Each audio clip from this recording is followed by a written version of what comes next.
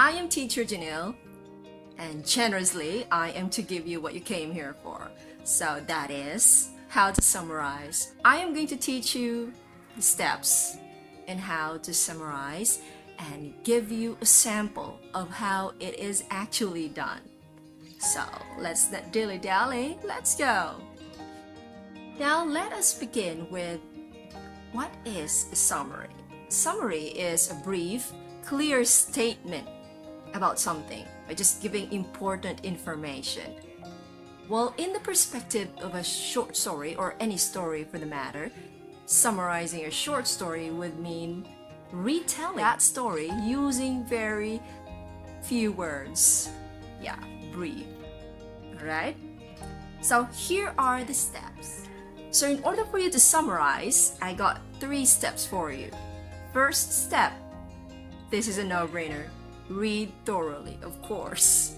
In order for you to summarize something, you must be adept with the information or the details found in the story. And you can only do that if you have read thoroughly. You could read once or twice or thrice depending on the story actually. There are stories that are easy to understand. There are also stories that would require you to read more than once. Step 2. This is now the part where you have to prove that you know every nook and corner of the story you have read. So you need now to extract the key points or the key information from that story. So we're going to be needing the WHs. So you need to find information that would answer who is or who are in the story. So in this part, you extract the main characters.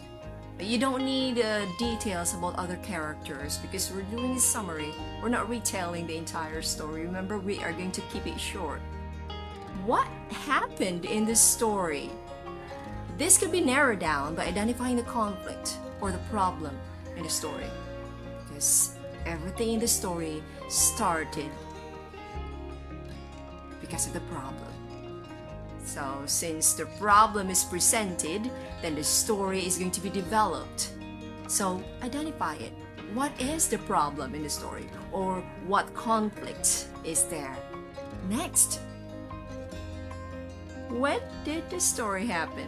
Well, it's a setting. So when did the story happen? There could be a time, exact time, or just a broad concept of time, like the Renaissance, the medieval, or you can just say one rainy afternoon, that's when. Or it could be an exact date somewhere in 1969, July to 1969, something like that. Then, where did the story happen?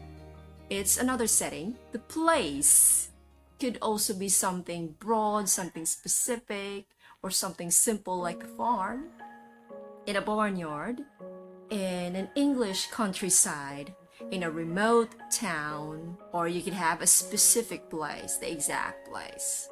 Why did the story happen? In this part, I'd like to talk about the root of the problem. Why did the problem occur?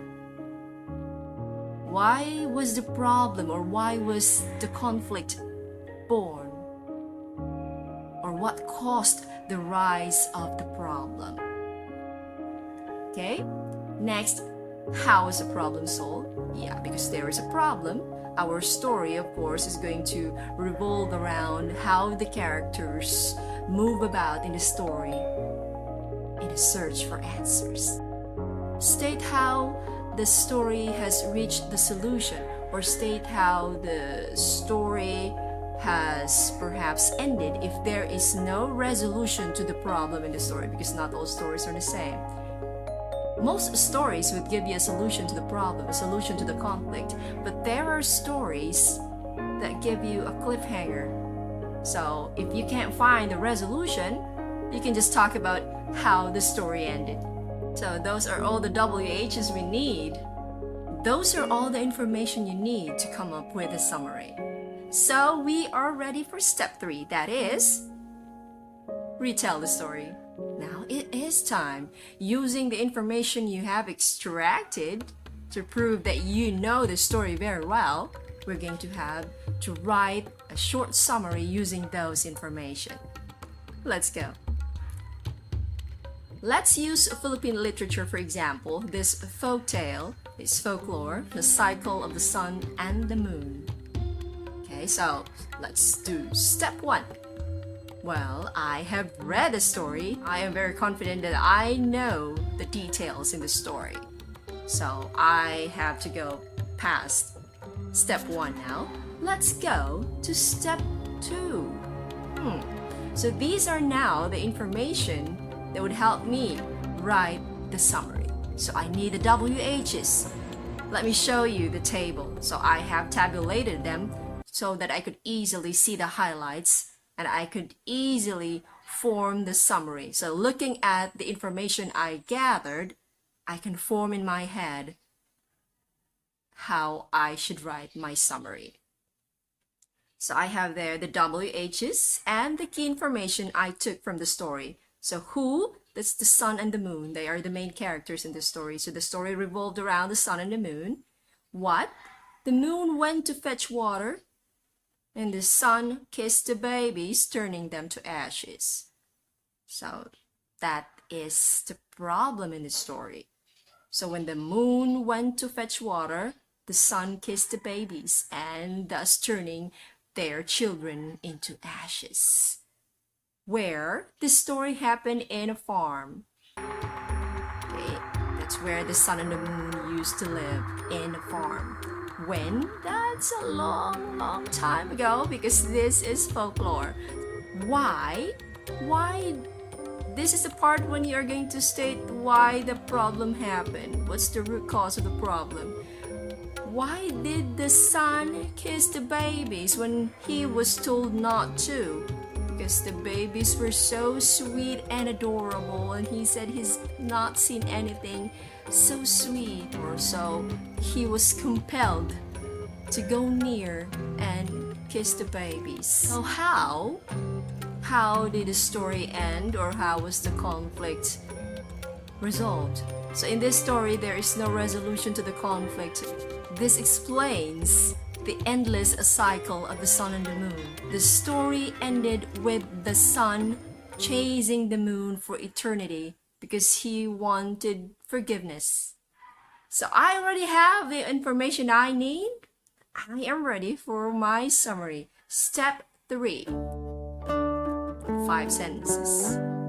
Long time ago on a farm, the sun and the moon lived peacefully and had 2 babies.